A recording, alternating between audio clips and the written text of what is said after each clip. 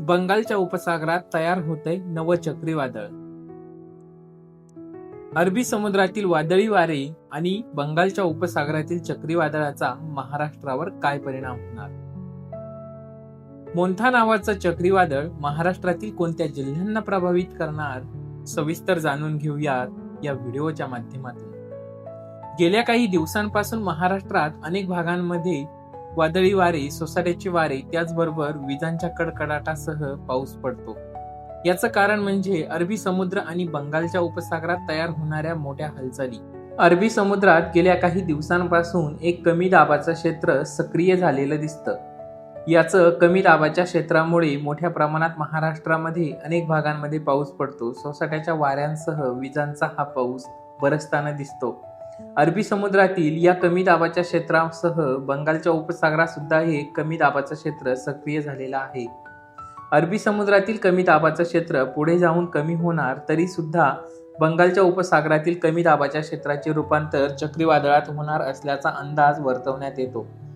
हे चक्रीवादळ 27 तारखेला तयार होणार आहे. थायलंडने या चक्रीवादळाचं नाव मोन्था असं दिलंय. मोन्था चक्रीवादळाचा भारतातील अनेक भागांना मोठा फटका बसणार असल्याचा अंदाज सुद्धा वर्तवण्यात येतो.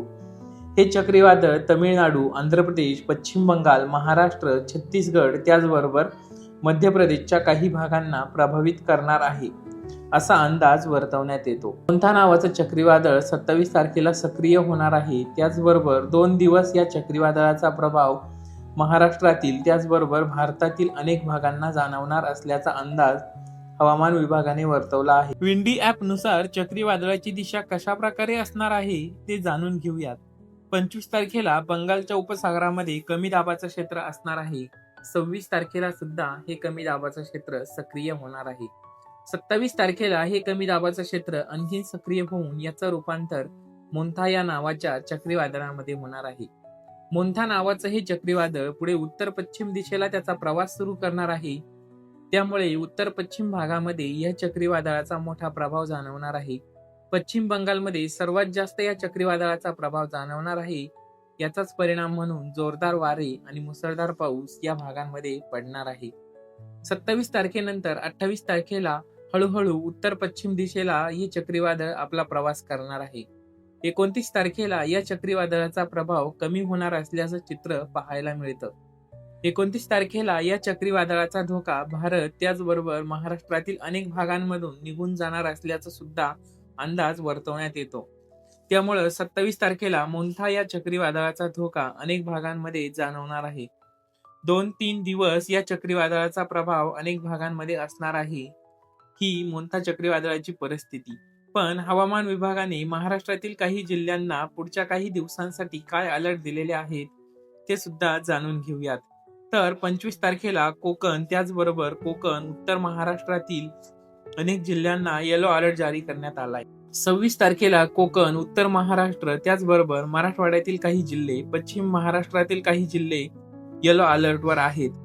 अमरावती, अकोला, वाशिम, यवतमाळ, विदर्भ या जिल्ह्यांना येलो अलर्ट देण्यात आला असला तरी नागपूर, गोंदिया, चंद्रपूर, वर्धा, गडचिरोली या भागांमध्ये पाऊस जास्त पडणार नाहीये. या भागांना ग्रीन अलर्ट देण्यात आलेला आहे. 27 तारखेला सुद्धा कोकण त्याचबरोबर मध्य महाराष्ट्र, मराठवाड्यातला काही भाग आणि उत्तर महाराष्ट्रामध्ये हवामान विभागाने येलो अलर्ट दिलेला आहे. 28 तारखेला विदर्भामध्ये येलो अलर्ट देण्यात आलेला आहे. त्याचबरोबर रत्नागिरी आणि सिंधुदुर्ग मध्ये येलो अलर्ट जारी करण्यात आला आहे. 29 तारखेला विदर्भातील जिल्ह्यांना येलो अलर्ट जारी करण्यात आलेला आहे. त्याचबरोबर रत्नागिरी आणि सिंधुदुर्गला सुद्धा येलो अलर्ट जारी करण्यात आलेला आहे. महाराष्ट्रातील अनेक भागांमध्ये येलो अलर्ट जारी करण्यात आला आहे. तर सोसाट्याचा वाऱ्यासह पाऊस पडेल. काही भागांमध्ये विजांचा कडकडाट असून पावसाची शक्यता त्याचबरोबर हवामान खात्यानं दिलेली आहे. मोन्था चक्रीवादळ 27 तारखेला सक्रिय होणार असलं तरी महाराष्ट्रामध्ये या चक्रीवादळाचे पडसाद कशा प्रकारे पाहायला मिळतील याचे अंदाज हवामान विभाग देतच राहील. यामुळे मोन्था चक्रीवादळ त्याचबरोबर महाराष्ट्रातील पुढच्या काही दिवसांचे हवामान अंदाज पुढचे अपडेट देतच राहू. पण तुमच्या भागामध्ये सध्या काय परिस्थिती आहे, सध्या तुमच्या भागामध्ये कशा प्रकारचा पाऊस पडतो हे कमेंट करून सांगायला विसरू नका. आणि हो, आपल्या चॅनलला सबस्क्राईब करायला मात्र विसरू नका.